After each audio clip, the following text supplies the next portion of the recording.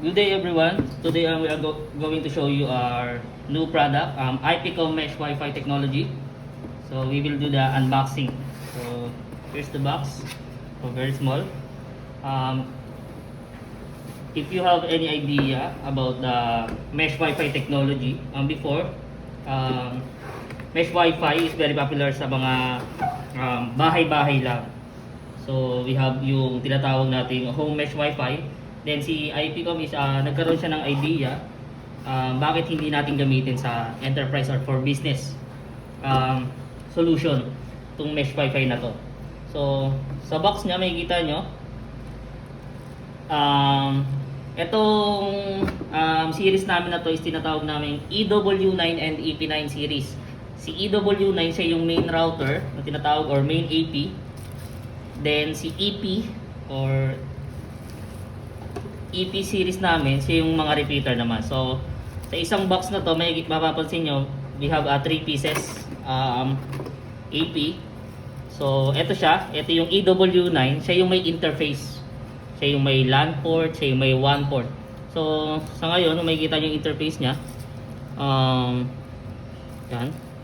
We have WAN, WAN/LAN, WAN2. So we have 2 WAN ports na pwede mong pag-installa ng dalawang internet provider.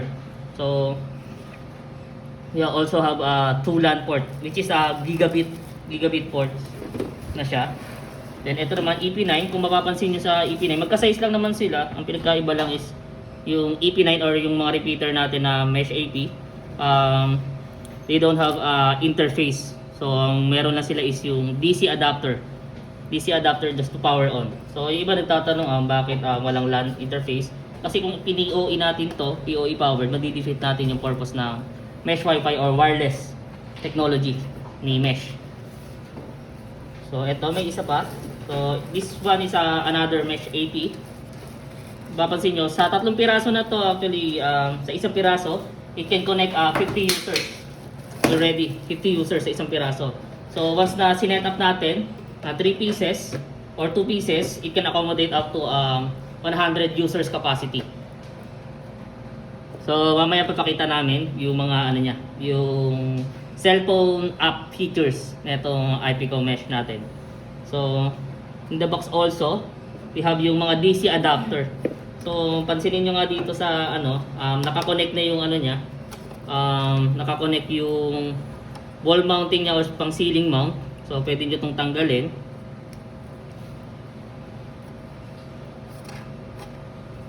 So matigas pa siyang ayun, sorry. So ayun, natatanggal yung niya, ceiling mount. So ikot lang natin siya pa counterclockwise. So another is ito yung mga pang screw mount niya. Ito. So itong mga to is kinakabit minsan sa pang-kontra. For example, iniipit to sa mga Gibson board. Kasi pag ini-screw mo rekta, so ito may mga screws. Pag direkta i-screw mo sa mga kisame na malalambot yung kahoy niya, nalalaglag lang din. So ito is may pang-ipit. So para i-counter yan. So may ipit siya, hindi basta-basta masisira yung ceiling natin. So another is we also have yung tie wrap natin. Ito kung choice mo lang naman, pwede mo siyang pole mount also. So using this cable tie. Then papansin niyo dito sa pwede rin siyang wall mount. So ayan, wall mounting design. So dalawang screw lang, sabit mo. So yun na. Then dito sa package, we also have yung natin, user manual or installation guide. So dito sa ngayon, isang dumating sa amin kasi isa for our demo purpose only. We have yung Chinese. Pero sa ngayon, pagka nag-order kayo sa amin, English version na kung paano i-install. So nakikita naman natin dito yung direct. So base dun sa litrato kung paano siya ini-install. Then we also have yung IPCOM Wi-Fi app. So ito naman is downloadable naman to sa Play Store natin. So meron din siyang LED indicator yung bawat isa. So ito yung LED indicator niya, maliit lang. So ayun yung procedure pag-install. Tulad nga yung sinasabi ko kanina, ito pang-ipit lang siya. Pang-ipit siya sa board. So okay. So let's try. I-try natin i-access yung ano niya, user interface niya.